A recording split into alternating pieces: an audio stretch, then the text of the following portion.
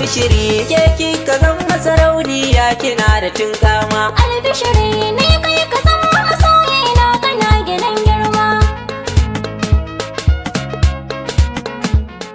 Assalamu alaikum yan uwa ma'abota sauraron waƙoƙin soyayya. A yau ma kuna tare da wani sabon mawaƙi, fasishin mawaƙi mai suna Sarfilu Kebula. Na yi yunƙuri da daɗaɗa harshe na yasa na kawo muku sabon albin ɗina mai suna So Ni'ima ne. Wai shin ta ya so yake zama ni'ima ga al'umma?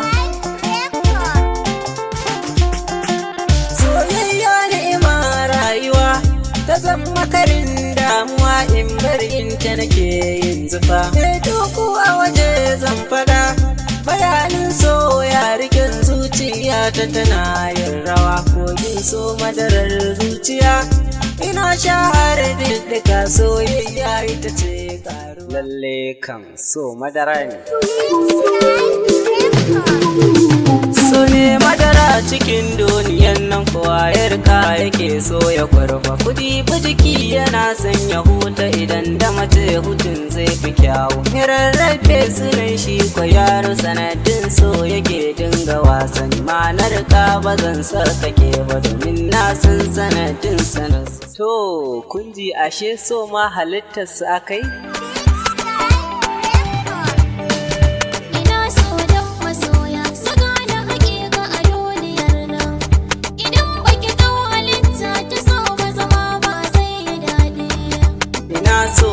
Masoya su gane hakika duniyar nan. Idan baka ɗau halitta ta so ba zama ba zai yi daɗi. Kai na gode masoyana. In so ya kai so to me harshe yake furtawa a duk lokacin da aka ɗaga shi a gaban masoyi. In kina ɗaga harshe so da ƙauna suke ta zuwa min jijiya. In kana ɗaga harshe so da ƙauna suke ta zuwa min jijiya.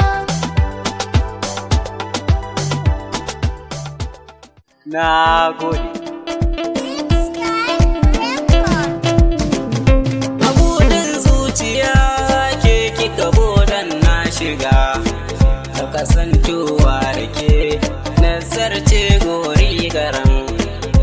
Ana nuni a so ni ke ce na kai tsaye. Na kan yaƙi a so mai so na zan kariya.